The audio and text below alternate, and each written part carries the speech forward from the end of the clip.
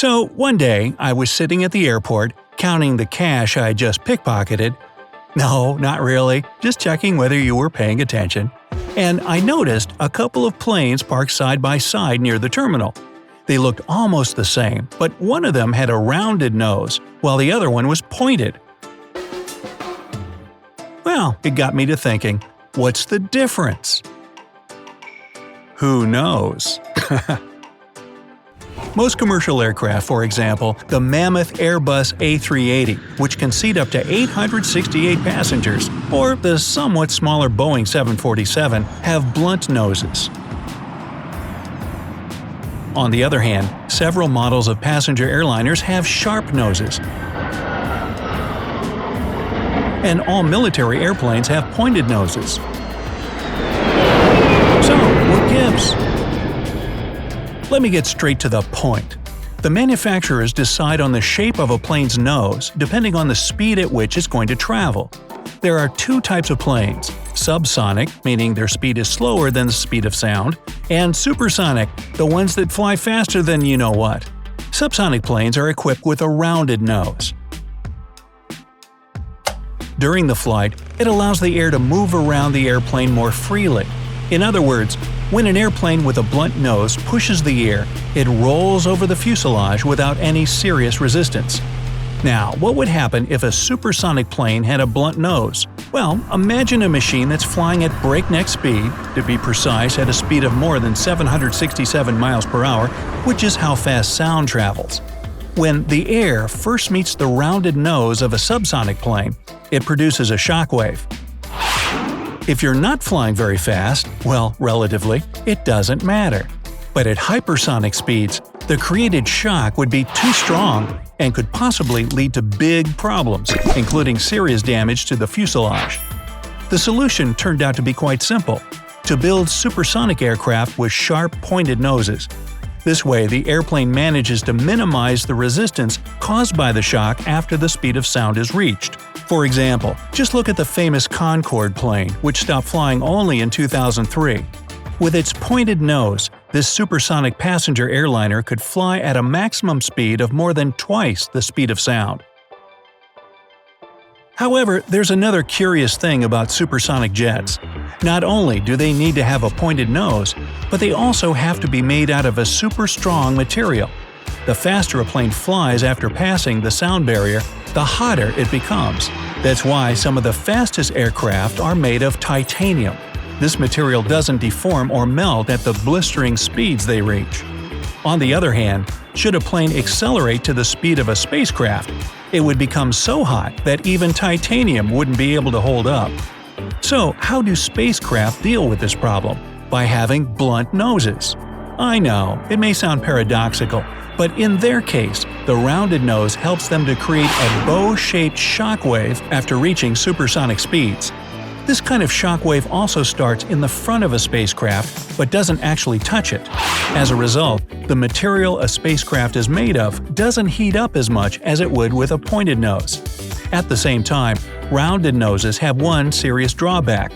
The spacecraft equipped with them consume too much fuel, which costs a lot of money. That's why manufacturers only equip space shuttles with blunt noses if they absolutely have to. So, would you like to fly a supersonic jet with a pointed nose? Tell me your opinion in the comment section below. In any case, there's a chance that in several decades, it won't matter whether a plane has a pointed or a blunt nose, because aircraft might start to look totally different altogether. For example, according to one of the predictions, planes in the future might come without windows whatsoever. It'll supposedly make the fuselage stronger, which in turn will allow aircraft to fly at incredible speeds. Likewise, air travel is likely to become much greener by 2050, thanks to commercial airplanes becoming fully electric. It would cut down on harmful greenhouse gas emissions and save tons of money on fuel. Besides, electric planes would be much quieter than the ones flying today. Currently, the main goal is to create a battery that would be able to power an airplane throughout the whole flight. And at the same time, this battery shouldn't be insanely heavy or massive. Unfortunately, right now, manufacturers don't have the technology that would combine these two requirements. Also, in several decades, planes might lose their tails. Should airliners become electric, they could be equipped with a special system that would provide thrust in any needed direction, not only backwards like today. As a result, there wouldn't be any more need for additional control pieces, including the tail. Another change in the aircraft of the future may relate to the material they'd be made of. The problem is that the heavier the plane is, the more fuel it needs to fly, and the more expensive the flights are. That's why, at some point, you might witness aluminum planes turning into carbon fiber ones. One of the benefits of building planes from carbon fiber is the engineers would be able to extend the wings vertically, which would mean additional efficiency during the flight. Also, the plane's shell would be way tougher. This way, if a stray bird crashed into the airliner, it wouldn't even leave a small dent. There might also be some unusual-looking and oddly shaped aircraft. For example, the airplanes of the future might get a box wing design. Engineers claim that this idea would become reality thanks to super lightweight, non-metallic materials that could be used during construction. The box wing design could make future planes' engines 5 times more effective than the ones used today. Another cool aircraft project is called the Sky Whale. This plane might easily become the largest passenger airliner ever. It would dwarf the biggest plane of our times, the Airbus A380-800, which typically seats 575 passengers. The Sky Whale would be able to transport 755 passengers at a time. It would have 3 passenger decks and several viewing platforms upstairs. Interestingly, even with such impressive characteristics, the future mammoth aircraft would use less fuel and produce significantly less noise. What's more, airport runways wouldn't have to be any longer. The plane's powerful engines would allow the machine to take off with more power. Anyway, experts say that while the construction of the Sky Whale isn't likely to start anytime soon, all the components necessary for building this giant can easily be manufactured. One more idea is a plane with massive wings, which would have the body built into them. Theoretically, this innovation is supposed to make the plane more aerodynamic. The engines of such a flying machine would be turbo-electric. That's the most effective way to make them greener and to minimize the amount of noise they would produce. As for the shape of the plane, it might look more like a UFO or a triangle, which would reduce the drag during takeoff and save precious fuel. And now, how do you feel about the Flying V aircraft? Admittedly, this machine doesn't look like anything you've ever seen before. On the other hand, such an unusual shape is supposed to make the plane super energy efficient. Also, the V-shaped aircraft would be able to travel ultra-long-haul distances. The main peculiarity of this airliner is that the passenger cabin, fuel tanks, and cargo hold would be in the wings, which would give the plane an exciting form. At 180 feet long, the plane would seat 314 passengers. Sorry, no mention here about the legroom. And the best thing about the Flying V? There would be no need to change the airport's infrastructure, for example, hangars, gates, or runways. This airliner wouldn't take up any more space. So, whether it's blunt or pointed, now you knows. Hey, if you learned something new today, then give this video a like and share it with a friend. And here are some other videos I think you'll enjoy. Just click to the left or right, and remember, stay on the bright side of life.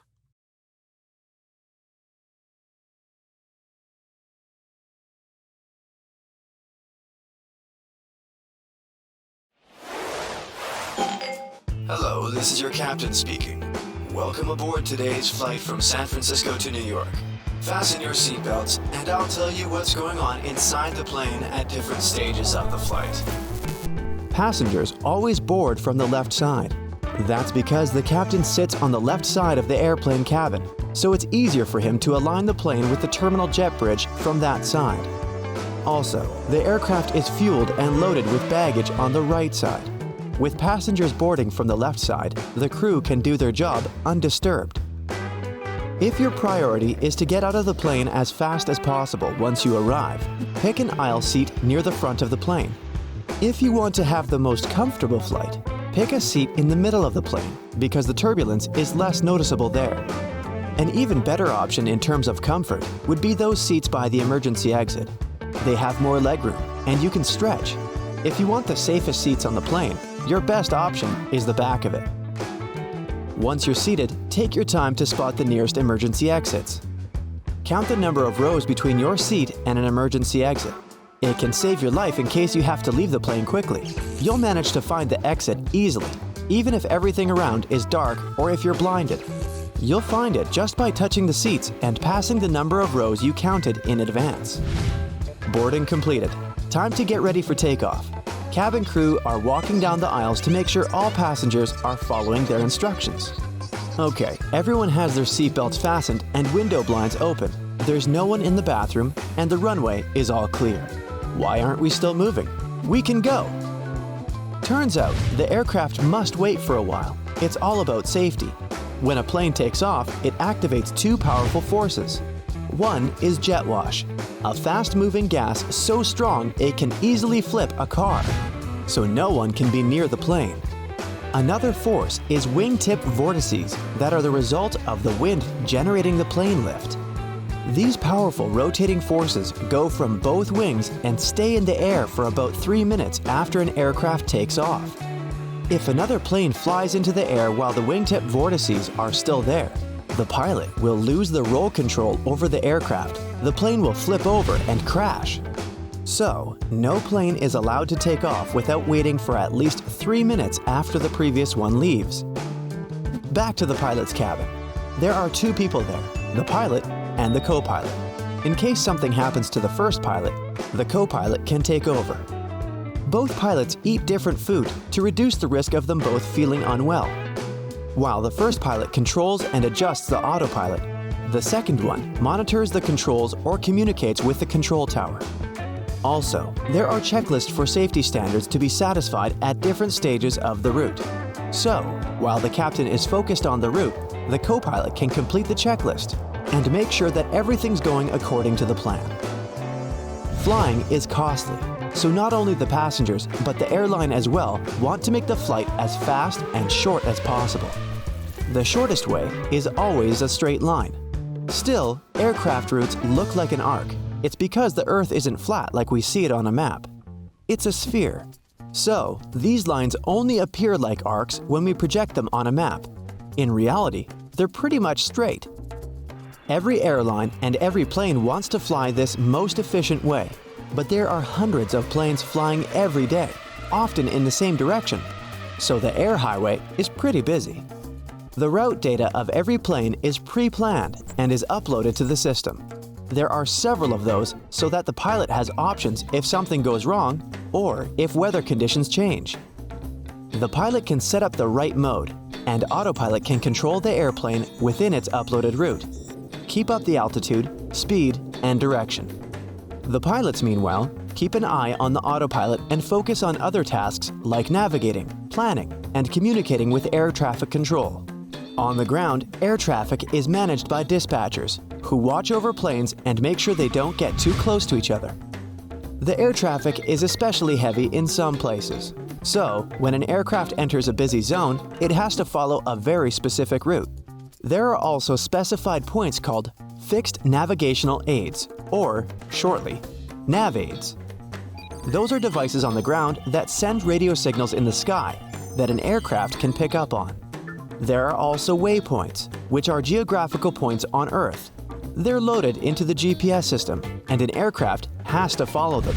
So basically, the whole route is flying from one waypoint to another all the way to the destination place. Time to start the descent. You can see the plane's altitude on the control panel.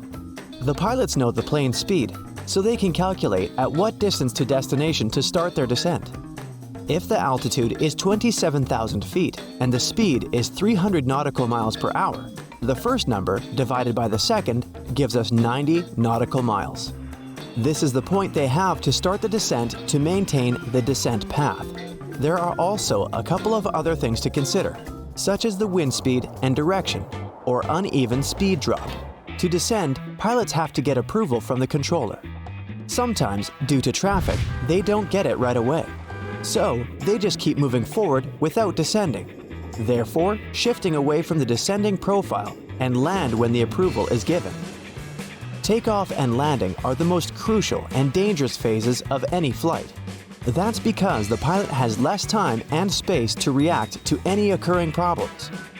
In the air, even if both engines stop working, a plane won't just start falling. Instead, it'll begin to glide through the sky, losing about 1 mile of altitude every 10 of them going forward. So, the pilot will have about 8 minutes to react and find a safe place to land. If an engine fails during takeoff or landing, the pilots will only have seconds to decide if they should still take off and deal with the problem in the air or cancel the flight. Even if something happens, canceling the flight isn't always an option. When the plane reaches the speed of 100 miles per hour, you can't possibly stop it before the runway ends.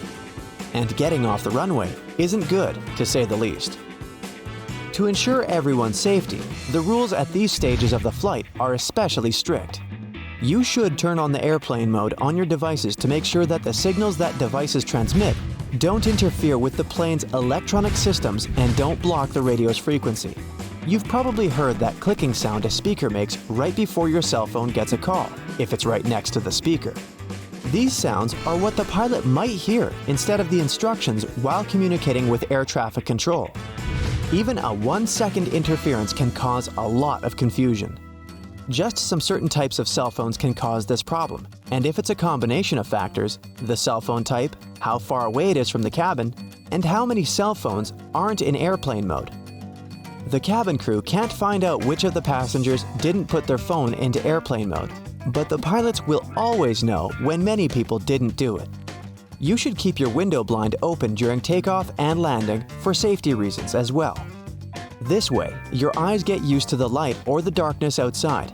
In case of an emergency, during these risky stages of the flight, people who are comfortable with the natural light will react and evacuate faster, which is crucially important when every second matters. For the very same reason, the lights are dimmed in the airplane. This way, the light will be closest to the light outside the aircraft.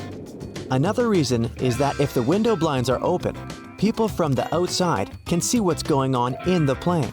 For example, they can see if there's a fire inside and where exactly it is. This way, they can plan the evacuation better. They ask you to fold up your table and put up your seat in the upright position to ensure that in case of an emergency, there will be no obstacles in the way. Everyone should be able to leave the plane as fast as possible. The passengers aren't allowed to use the bathroom during takeoff and landing because there's no seatbelt, no safe escape route with no obstacles, and it's not safe overall. A person can get trapped there during evacuation. The pilot isn't even allowed to take off or land while someone is in the bathroom. And looks like we're ready for landing. Welcome to New York. Piano parlor at 35,000 feet. You won't believe you're on an airplane. That could have been the slogan of American Airlines. They pulled 50 seats out of each Boeing 747 and used the space to create a passenger lounge with armchairs, cocktail tables, and even a Wurlitzer electric piano. Their passengers could sing their favorite songs to the tickled ivories during long flights across the country. Luxury in economy. In the early 1980s, Continental Airlines installed so-called Polynesian pubs in some of its DC-10 jets. It was a small bar with snacks and drinks, round tables, and swivel chairs. There was also a video pong console. Continental took an approach worth appreciating. This kind of luxury was for economy-class passengers. Now imagine what first class was getting. Fine dining and flying. Australia's largest airline, Qantas, boasted a luxurious Captain Cook first-class lounge. The company turned the 747's upper deck into a full-on restaurant. It had it all: good food, good drinks, and good company. Flowers to prove a point. Pan American World Airways advertised the 707 Clipper as a machine without vibration. They put fresh flowers in a vase on each table to show passengers that the water wouldn't spill right on their laps during the flight. Pan Am featured freshly cut flowers until the late 1970s. Slightly questionable if turbulence struck, but still romantic. Full-size beds. During the 1940s, everyone enjoyed the privilege of sleeping comfortably during a flight. On the Boeing Stratocruiser, Seats were roomy and could be turned into a full-on bed. The aircraft even had spacious locker rooms where passengers could change into their PJs or into a different outfit. Ooh, how the times have changed. Wacky colors. Until the mid-60s, airplanes were painted in light colors, or not at all. The only bright spot was usually a colored strip along the fuselage. But not American airline Braniff International. They hired a famous architect and interior designer, Alexander Girard, to make their planes brighter. He used a vibrant palette that includes such shades as purple metallic and lemon yellow. But why dabble in bizarre paint jobs when you can make wacky planes, like the Flying Barrel? Officially called the Stipa Caproni, it was one of the funniest planes in aviation history. Italian engineer Luigi Stipa designed the thing to have its propeller inside the bulky barrel-like fuselage. The bizarre-looking plane actually proved to be quiet and stable in flight. The only drawback was the speed. It couldn't go much faster than 80 miles per hour because of drag. That wasn't much, even for the 30s. 9-winged super boat plane. Well, what else can you call it? Officially, it was the Caproni CA-60. Yep, the same aircraft manufacturer that built Luigi Stipa's weird barrel design. If you're wondering whether this thing could really fly, the answer is not really. It had a brief maiden flight, but wasn't successful on its second attempt. Its dreams of soaring across the Atlantic went down with it. A wingless plane. Famous aeronautical engineer Alexander Lippisch contributed a lot to the study of aerodynamics. But man, did he make some weird aircraft. His Dornier Aerodyne was basically another flying barrel, only this one didn't have wings at all. It's a vertical takeoff and landing aircraft that, unfortunately, lost the popularity contest to helicopters. The Spruce Goose. Meet the largest flying boat ever built. Officially called the Hughes H-4 Hercules, the aircraft was nicknamed the Spruce Goose because of its birch frame. The plane was made from wood because of an aluminum shortage at the time. Its first flight was also its last. The wooden giant managed an altitude of 70 feet over the water, but landed after going a mere mile. The Flying Umbrella. In search of better performance and reliability, aeronautical engineer Paul Nemeth developed a round-wing plane. People who saw his Nemeth parasol aptly dubbed it the Flying Umbrella. Its strangely circular wing was set 16 feet wide, enough to set a Volkswagen Beetle on top. Though only one prototype of the Nemeth parasol was ever built, this plane entered the list of the weirdest aircraft design. The Flying Pancake. This delicious-sounding breakfast-inspired nickname belongs to the Vought V-173. It was an experimental vertical takeoff and landing plane. It was called a pancake because of its yellow disc-shaped body. This thing was pretty much wingless. Any lift generated was all thanks to that flat fuselage. An inflatable plane. In the 1950s, Goodyear created the inflatoplane. The idea was to use it as a rescue aircraft that could be rolled up and packed into a small container. I'm talking smaller than your average bed. It was made of fabric to make that possible and could be blown up to full size, all 20 feet of it, in only 5 minutes. But in 1972, the project was shut down because of its main drawback. The plane could be popped with a single pinprick. The Super Guppy. Try not to stare at his forehead. Go ahead. Nah, you can't not look at it. That's okay. The Aerospace Line Super Guppy is the only airplane that could fit an entire spaceship. And that's what mostly these models were made for, to transport NASA's rockets and their parts. So how did they load that massive cargo space? The plane's huge nose lifts up. NASA still uses one of these aircraft today. The Antonov AN-225. This monster of an airplane is quite the record holder. It can hold the most cargo with a maximum capacity of over 500,000 pounds, meaning this plane could transport your house somewhere if you're looking to relocate. It also has the longest wingspan, almost 300 feet. The Statue of Liberty could lie across it. Miniature aircraft. This plane is the exact opposite of the previous two. The McDonnell XF-85 Goblin was supposed to fit inside another plane. This aircraft made history as one of the smallest planes ever built. Because of its unusual shaped fuselage, the Goblin was nicknamed the Flying Egg. Unfortunately, it never made it past the prototype stage. The thing was too hard to control. Backward wings. When watching it in action, you'd think this plane was flying backwards. That's because the wings on the Grumman X-29 were angled in reverse. Strange as the design was, this plane had extraordinary maneuverability and a light structure. But of course, there was one major drawback.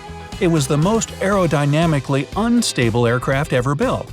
The computerized flight control system had to make 40 corrections per second to provide some stability. Oops. The chopper cycle. The De Laughlin HZ-1 Aerocycle was an American single-pilot flying vehicle developed back in the 1950s. To turn left or right, they had to tilt the entire chopper in that direction, sort of like maneuvering a motorcycle. The Aerocycle could reach speeds of over 60 miles per hour, and apparently pilots only needed 20 minutes of instruction to learn how to fly it. The Boomerang plane. At first glance, the Rutan Model 202 Boomerang looks like two planes holding hands in the air. But it's actually just one fuselage. It houses one propeller, and the other is on a separate engine nearby. Thanks to its strange but efficient design, the plane could fly nearly straight at all speeds even if one of its engines failed. Its designer, engineer Burt Rutan, used his own brainchild for personal transportation. Invisible aircraft. The Northrop Tacit Blue, nicknamed the Whale, looked like anything but a plane. But sometimes stealth outweighs aerodynamic concerns. The goal of this experimental plane was to show that an aircraft can be virtually invisible to radars. Thanks to its strange shape, the Whale could operate very close to the front line without being detected. Combo Craft Airship.